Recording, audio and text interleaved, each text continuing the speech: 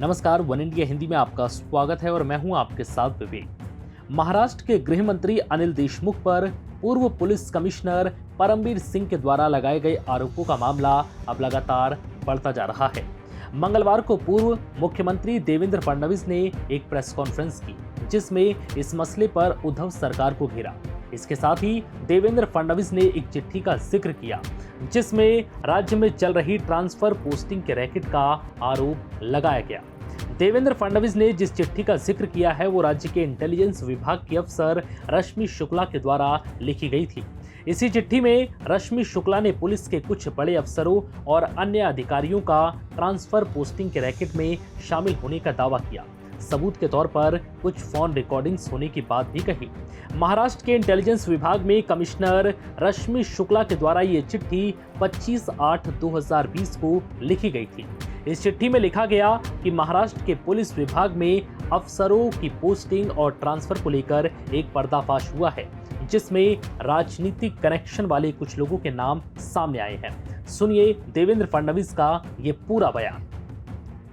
Transverse का एक racket, ये ट्रांसफर्स का एक रैकेट, ये कमिश्नर ऑफ इंटेलिजेंस ने पकड़ा। पकड़ने से पहले बकायदा डीजी और एसीएस होम की परमिशन ली और उसका एक रिपोर्ट, ये रिपोर्ट भी उन्होंने माननीय मुख्यमंत्री जी तक पहुंचाया। 2017 में, जिस समय मैं मुख्यमंत्री और गृह मंत्री था, आप लोगों को याद होगा कि मुझे जानकारी मिली थी कि मुंबई के किसी होटल में कुछ लोग डीलिंग कर रहे हैं और कुछ पुलिस अधिकारी वहां जा रहे हैं। मैंने तुरंत कमिश्नर इंटेलिजेंस को बुलाया, मुंबई सीपी को बुलाया, एक प्लान ऑपरेशन हमने किया, तुरंत इंटरसेप्शन किए, उन सभी लोगों को अरेस्ट किया और चार्जशीट भी दाखिल हुई, क्योंकि सारे सबूत इंटरसेप्शन के माध्यम से थे। इसी प्रकार से वही सीओआई जब उस समय थी, वही सीओआई अभी भी थी। और मैं बहुत स्पष्ट कर देना चाहता हूं कि मेरे आने से पहले भी माननीय आर पाटिल जी के समय कमिश्नर ऑफ इंटेलिजेंस वही सीओआई थी, श्रीमती रश्मि शुक्ला, और इसलिए उनको तीनों गवर्नमेंट का एक्सपीरियंस है। तो उनको जब यह जानकारी मिली कि एक रैकेट ये मिनिस्टर का नाम इस्तेमाल कर रहा है, उनके ऑफिस के लोगों के नाम आ रहे हैं और कहीं ना कहीं ट्रांसफर पोस्टिंग में पुलिस वालों से सीधी बातचीत चल रही है, तो उन्होंने बकायदा उसके बारे में डीजी साहब के ध्यान में ला कर दिया। और फिर नियम के अनुसार माननीय डीजी साहब ने उसमें थ्रू डीजी एक परमिशन एसीएस होम को मांगी गई कि ये सारे नंबर हमको इंटरसेक्शन पे लगाने, और बकायदा एसीएस होम ने वो परमिशन दी।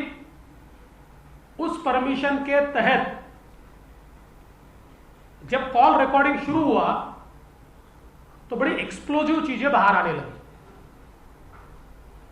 और कई बड़े अधिकारी, कई पॉलिटिकल लोग, इनके नाम, चर्चाएं, ये इसमें से बाहर आने लगी। और ये सारी चीजें ध्यान में आने के बाद इसको सारा कंप्लीट, इसका रिपोर्ट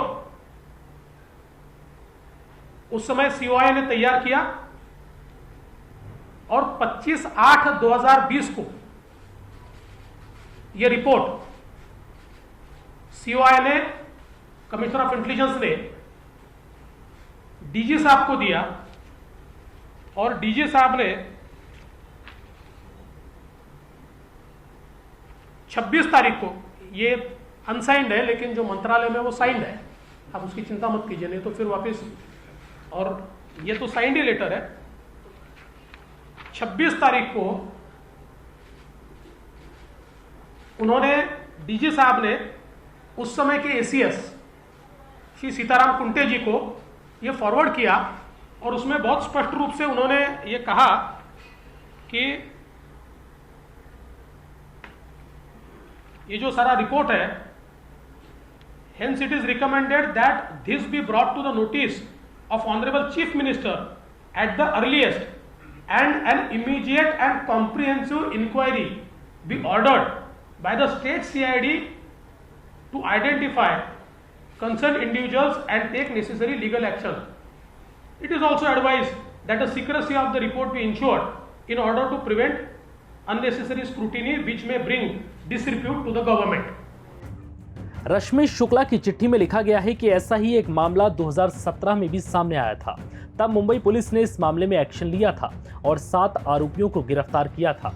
अब इसकी डिटेल रिपोर्ट सौंपी जा रही है, जिसके साथ सील लिफाफे में कॉल रिकॉर्डिंग्स की ट्रांसक्रिप्ट भी है। चिट्ठी में कहा गया कि इस पूरे मामले को तुरंत मुख्यमंत्री के संदर्भ में लाया जाए। फिलहाल इस वीडियो में इतना ही। नमस्कार।